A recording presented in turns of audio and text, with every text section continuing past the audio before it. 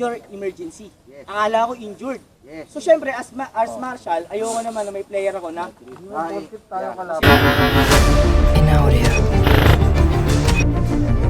Oh, thank you boss, thank you.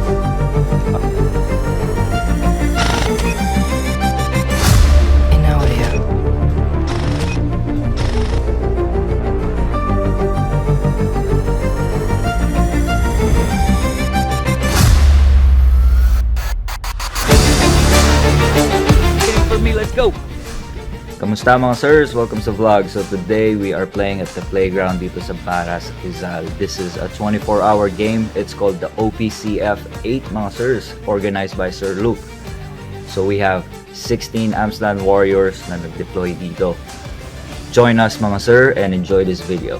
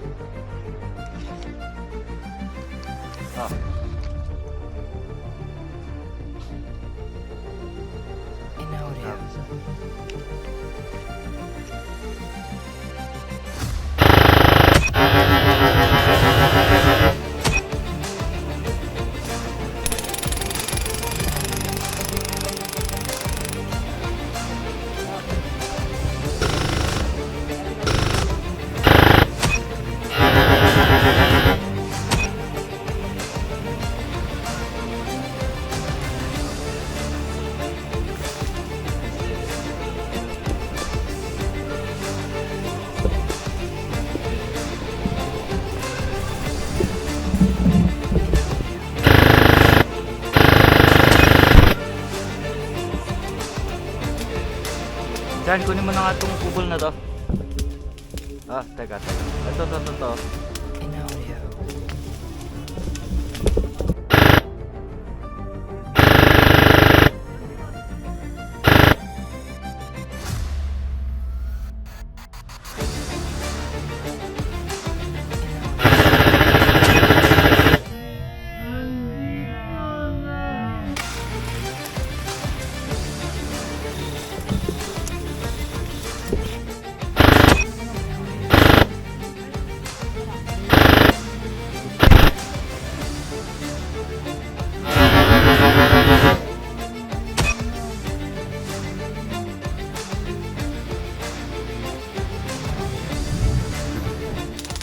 Alright mga sirs, due to this rain and late na rin nakapag-start yung game, we decided to RTB and transition into night. So almost all of the Amsland warriors mga sirs naka-thermals and NVGs when it comes to night, no?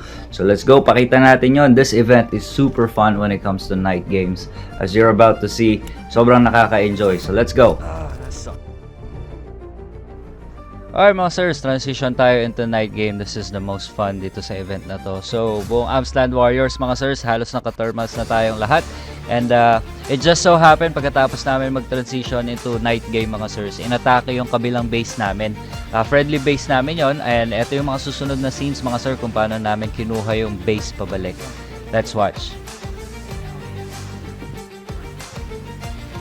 Yung pinakaharap na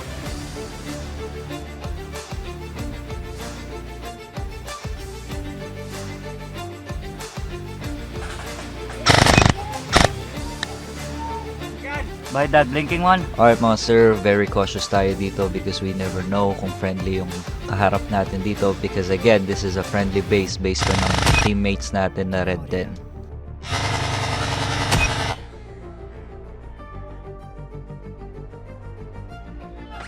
Nice. Good job, man.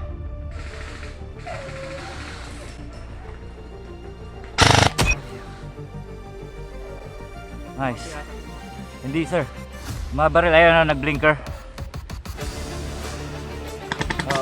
Amsland warriors mga sirs, they did such a good job dito sa push na to. So, focus yung enemies sa 12 o'clock nila kung nasan tayo ngayon. And as you can see, I am making my way to the right side para naman makaikot tayo. And eto, pakita natin.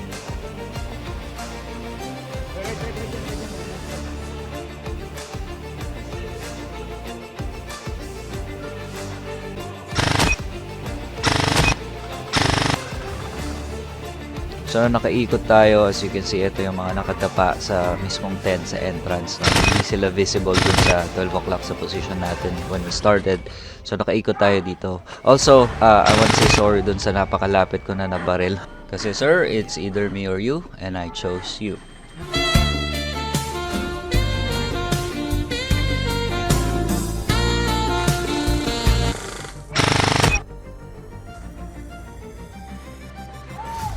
At this point mga sir, we got pretty much everybody. Meron pang iilan dun sa malayo. However, they were calling a ceasefire. Ceasefire. So less than 1 minute, Team Amsterdam Warriors mga sir, they were able to get this base back. So etong ceasefire nila mga sirs, later to be known na hindi ceasefire. So POW silang lahat. Wala silang injury. So unnecessary ceasefire yung call nila. And we got all the points mga sirs dito sa engagement na to. So POW sila. As you can hear their voices mga sirs, takot na takot, nanginginig pa.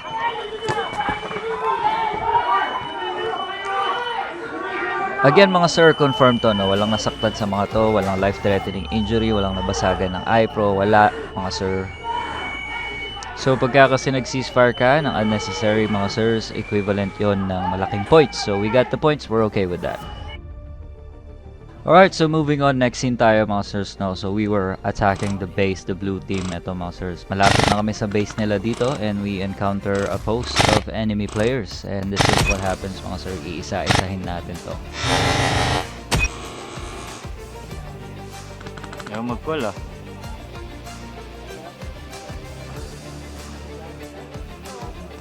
Thermals up! Return fire lang! Pinapalambot lang namin tong defense nila dito mga sirs para yung mga assault force makapasok. So, plinking muna tayo dito.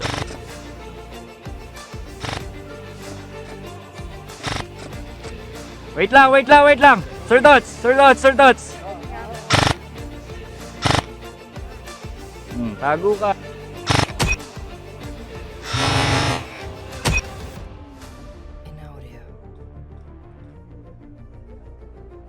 Anak ng baka!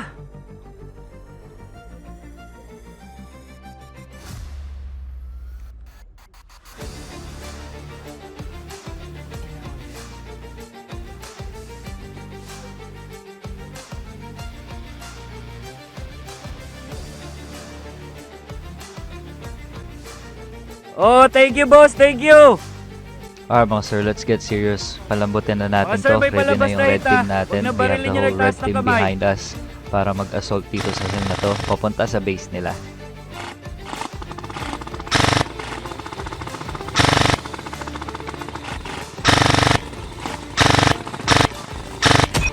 Hit yun! Nice shot!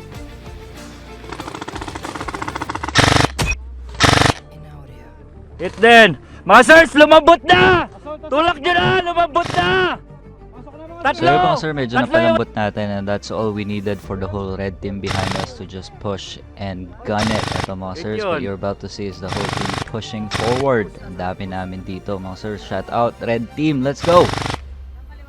Ay mga sirs, pag nakababaho yung unit natin, that means we are moving forward slowly. And ito, may mga iilang targets tayo dito.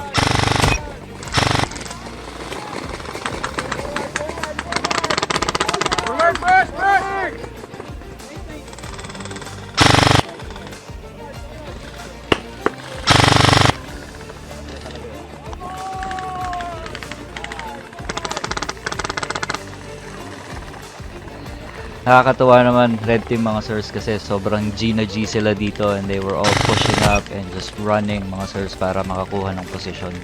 Eto.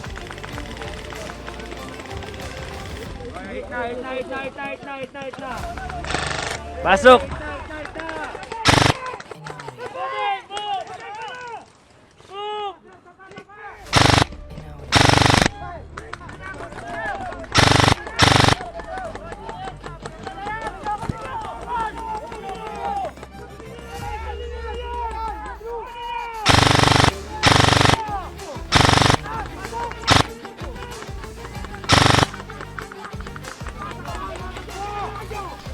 Sirs, this is such a good example no, kung bakit you never taunt enemy players ever, because you don't know what they're capable of.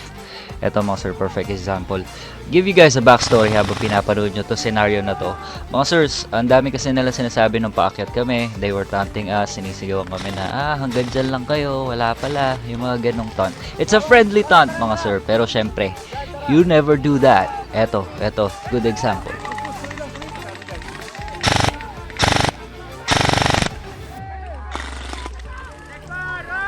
So just like that mga sirs, we were able to push them back all the way dun sa base nila.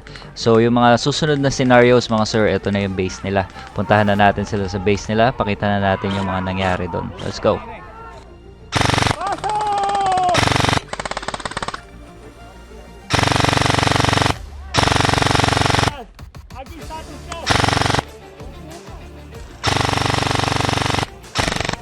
Okay mga sir, so palapit na tayo sa mismong base nila. However, ito engagements na to mga sir, medyo malayo and I have no way of telling kung tumatama tayo kasi nga, we don't know where the BB is going using a thermal. However mga sir, judging sa galaw nila, every time I shoot, I feel like tumatama tayo and umaabot tayo. But again, we're not entirely sure, 100% sure kung tumatama tayo. So ito, pakita pa rin natin mga sirs.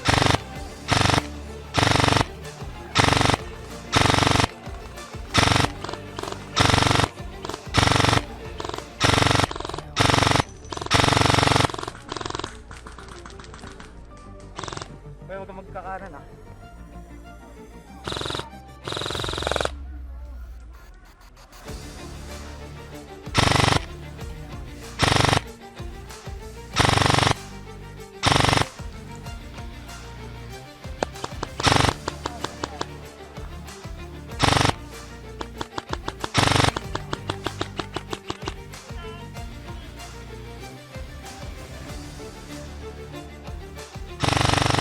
Again mga sirs, I can't confirm kung tinatamaan sila. Wala kasing nag-call dyan na kahit isa.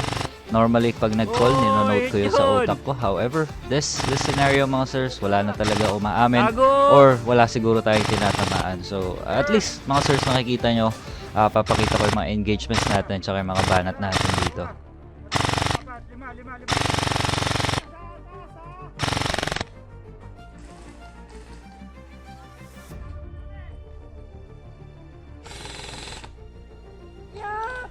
So we got to move mga sirs a couple of meters ahead and then nakakita tayo ng ilang targets dito sa taas. Ito na yung base nila.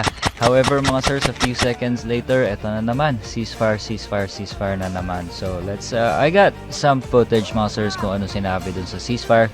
I don't know kung pwede natin i-share yun, but I'll share it anyway. I think it's part of the game and everybody should learn from it, I guess mga sirs. Ano nangyari? Lost part sa'yo! Sugod pa, wala naman pala. Major emergency. Akala ko injured. So syempre, as marshal, ayoko naman na may player ako na siraan. Okay mga sir, so under investigation, meron daw enemy food na nakuha. HPA tank na sumingaw, cooler na nasira. So I hope mga sirs, mahuli talaga kung sino yung mga gumawa nun, kung sa red team man. Sana ho ay mabigyan ng sapat na parusa. This is a no joke offense mga sirs. You never have to do anything sa enemy base but get their flag or get POWs mga sirs. We're not allowed to touch anybody's things. Kasi kung ako yun, I would hate that and I will be mad mga sirs. Sadly mga sirs, dito na nagtatapos yung vlog natin. The blue team did not want to play anymore. So yun mga sirs, thank you guys so much for sticking around. See you po sa mga susunod na vlogs. Let's go!